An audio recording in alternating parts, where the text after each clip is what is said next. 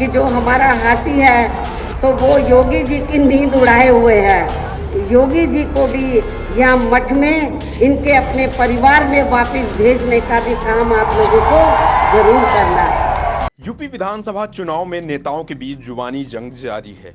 पांचवें चरण के मतदान से पहले प्रचार के आखिरी दिन जब सभी दल ताकत झोंक रहे थे, उसी दिन बीएसपी सुप्रीमो मायावती ने गोरखपुर में रैली को संबोधित किया और सीएम योगी पर जोरदार हमला बोला।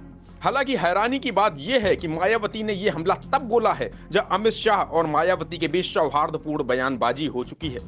दरअसल गृह मंत्री अमित शाह का कहना था कि दलित वोटर खासकर जाटो मतदाताओं के बीएसपी के साथ होने के चलते यूपी में मायावती काफी मजबूती से चुनाव लड़ रही हैं।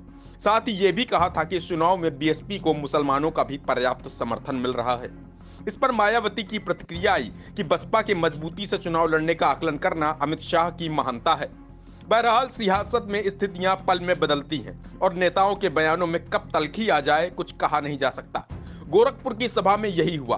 गोरखपुर में बीएसपी अध्यक्ष मायावती ने कहा कि योगी जी को वापस उनके मठ में भेज देना चाहिए।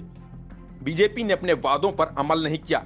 यही नहीं, वो जनसभा में बोली कि बीजेपी की सोच जातिवादी और संकीर्ण है। बीजेपी दलित पिछड़ा वर्ग विरोधी पार्टी है। कहा भाजपा सरकार में मुस्लिमों से भेदभाव किया जाता है। बीजेपी सरकार में मुसलमान परेशान रहा है। बीजेपी सरकार में महंगाई बेरोजगारी बढ़ी है। उन्होंने सीएम योगी पर तंज कसते हुए कहा कि हमारा जो हाथी है उसने बाबा जी की नींद उड़ा दी है। जहां देखो उनके हाथी का जिक्र करना पड़ता है। मायावती ने कहा कि हमारी पार्टी यह चुनाव उत्तर प्रदेश के सभी विधानसभा की सीटों पर अकेले पूरी तैयारी और दमदारी के साथ लड़ रही है।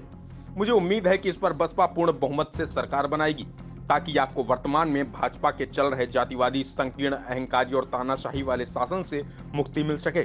और आप लोगों को मालूम है कि जो हमारा हाथी है तो वो योगी जी की नींद उड़ाए हुए है। तो उनको हर अपनी चुनावी जनसभा में तो कहीं ना कहीं किसी न किसी रूप में हाथी का जिक्र करना पड़ता है। यहाँ अपने गोरखपुर मंडल से बीजेपी व अन्य सभी विरोधी पार्टियों का भी जरूर सफाया करना है, उनका जरूर सफाया करना है। इसके साथ ही योगी जी को भी यहाँ मठ में इनके अपने परिवार में वापस भेजने का भी काम आप लोगों को जरूर करना है। जिन्होंने यहाँ की जनता को वायदे तो काफी बड़े बड़े किए हैं, लेकिन उन वायदों पर अमल ना के बराबर ही किया है।